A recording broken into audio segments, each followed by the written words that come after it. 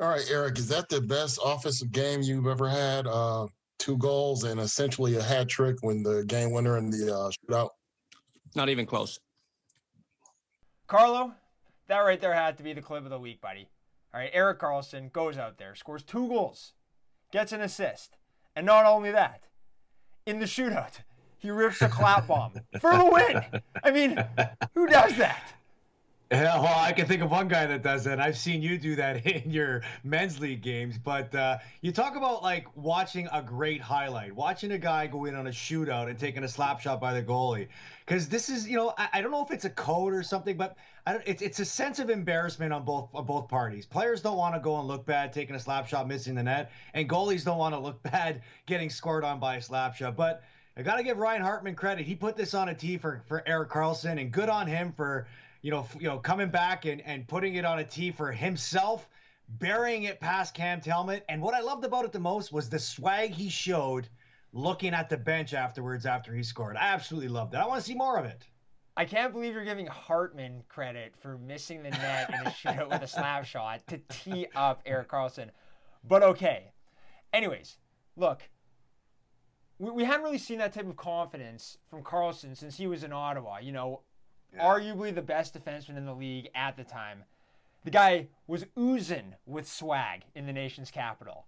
And speaking of swagger, got us thinking, which NHL players have the most swag right now? All right, because there's a lot of swaggy players, and it's only fitting that we settle this with a nice little swag draft. So, Carlo, because I'm such a beauty, I'm going to let you do the honors and go with the first overall pick. Oh, thanks, man. I really appreciate that. I love this. I love finding swag in players because it really brings out the character in guys. And what better guy out there in the NHL displays that than Alexander Ovechkin? I mean, you're talking tinted visor, missing tooth.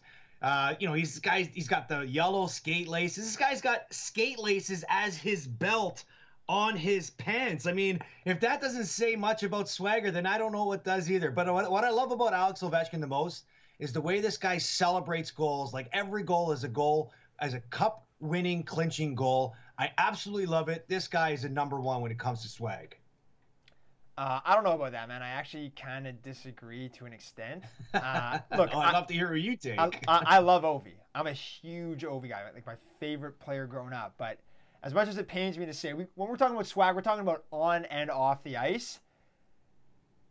It's Austin Matthews. Like, come on, it really is. I mean, this is a guy who, first of all, he looks pretty good on the ice. I'd say his style is 10 out of 10 there, but off the ice, coming into games, you can see that Austin Matthews is trying to make hockey more fun, and he's doing it through his outfits, and you just look at the way that he walks into an arena. He's sitting courtside at basketball games. This guy oozes with swag, okay? So give me Austin Matthews, number one overall. I hate to say it, but it's true. Good pick. All right, well, for my second pick, I'm going to go with Mr. Showtime, Patrick Kane. I mean, he's got the flow. He's got the dangles. I mean, this guy is the king of sauce. I mean, at times he's showing the chops on his face. He loves letting the crowd know when he scores. He punches your throat. He'll call out the Hogan hand and ask for everybody to celebrate the goal with him. I mean, Mr. Showtime, Patrick Kane, king of swag for me. Fair enough. I do love Patty Kane too, and he's got some great flow, if I do say so Mr. myself. Highlight reel too. Oh yeah.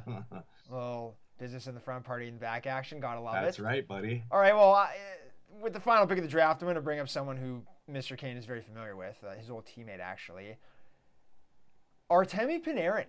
Like, not only does this guy have wicked style on the ice, he's so good, so skilled, really does it all. But he's got maybe the sickest nickname in the entire league. I mean, the Bread Man? Like, talk about swag. Start calling this guy the Swag Man. Like, seriously. You know what I love about Panarin the most? Is the leg kick. Yeah. I mean, you know how hard it is to do that on the ice without losing your balance? Good on him, man. Jesse, I've got a dark horse here for you for our draft, and it's the new rookie who is catching the NHL by storm, Kirill the Thrill Kaprizov. I mean, you talk about nicknames. He's got the nickname Dollar Bill Kirill. because everything this guy does is with flash. He's scoring a ton of goals. He's got the flow. He's got the look. Look out for Kirill the Thrill Kaprizov.